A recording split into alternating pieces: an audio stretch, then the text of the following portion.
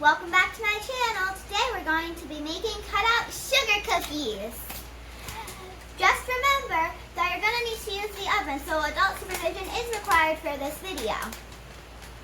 So, you're going to need 3 tablespoons of gold medal all-purpose flour. If you don't have gold medal, don't worry, you can just use any flour.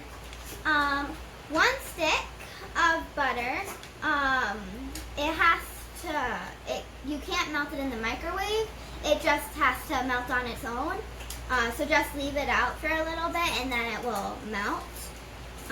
And then you're just going to need 1 egg. The first step is heat the oven to 375 degrees Fahrenheit. Okay, let me get the oven heated and I'll see you soon. Okay, now we're ready. I have my flour, my butter, my cookie sheet, my whisk. You're going to want to use the 1 tablespoon measure just so that you can do 3 of them. So I also have my egg and my cookie mix. But you're also going to need a bowl. So raw dough by rounded teaspoonfuls, 2 inches apart from ungreased cookie sheet for 2 dozen larger cookies. Drop dough by tablespoons. Alright, so you're going to want to put your mix in.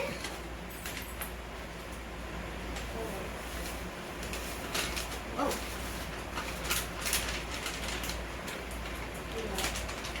And then you're going to want to keep this to the directions. So then you're going to want to go over to your flour here. You're going to want to take your tablespoon measure, just put it in there, and level it out, and then put it in, and then you're going to want to do that about 2 more times. So that's 2, and 3. Now you're going to want to mix it for 1 minute. And I'll be right back. Hi guys, welcome back.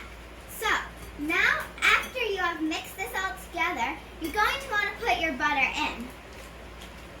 So, let's just open this. Try not to get it on your hands because it's very greasy, but if you do, that's okay. You can just go over to the sink and wash them. There. Okay, I'm going to throw this away quickly. Okay, it is thrown away. Now you're going to take your egg, but remember after you put your egg in, wash your hands.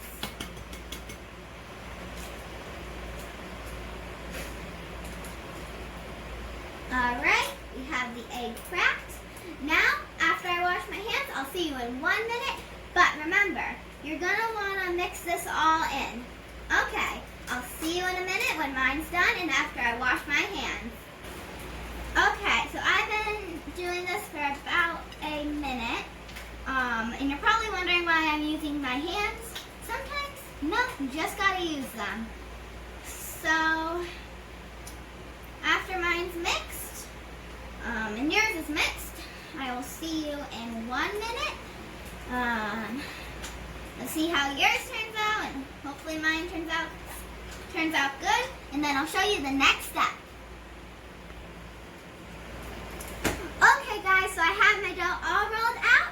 Now I'm going to put flour on the counter to make sure that the dough doesn't stick. I'll see you back in 1 minute.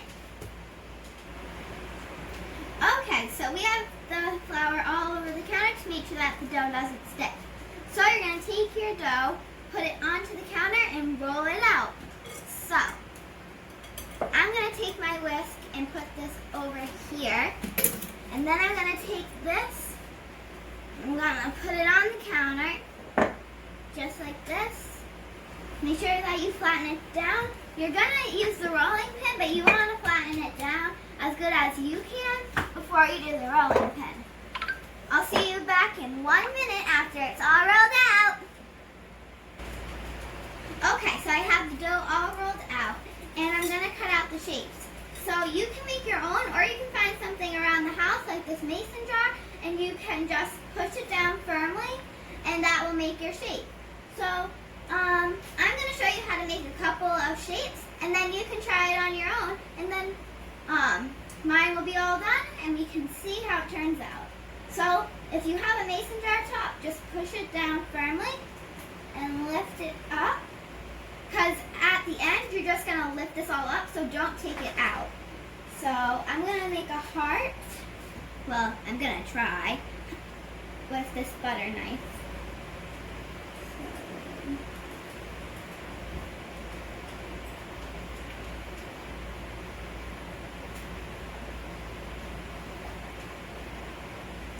I'd say it came out pretty good. Let's see. So I'm going to do some more mason jar tops.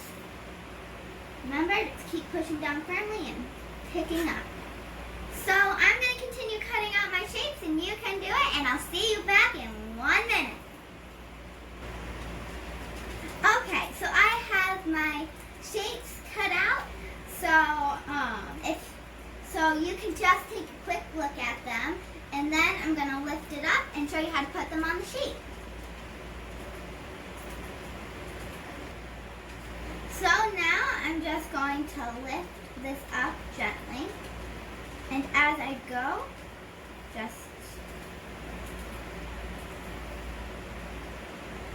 as you go, lift your cookie up and place it onto the sheet. So I'm going to bring this a little closer so it's easier.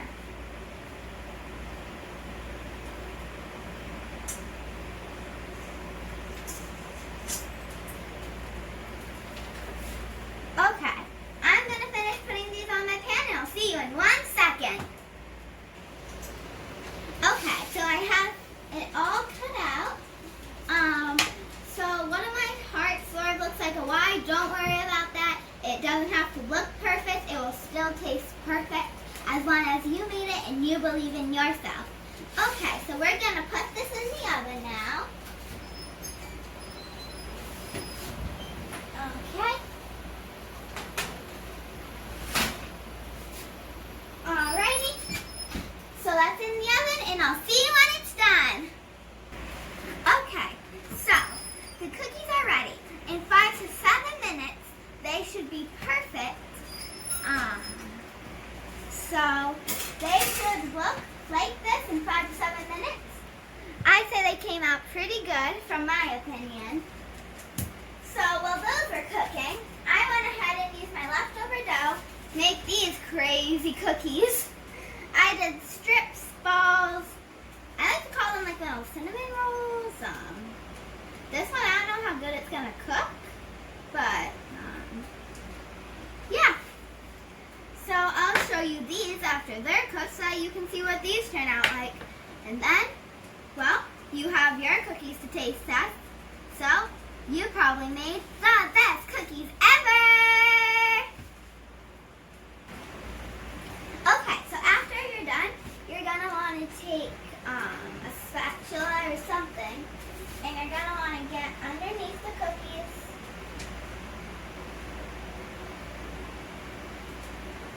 And bring them up and put them onto a cooling rack to let them cool off, and then after you can get to taste them. Okay, so these just came out, and I'm going to try one of these that I made earlier. Let's see how they are. Delicious. I'm sure yours came out good too. Okay. So I say we did a good job. Until next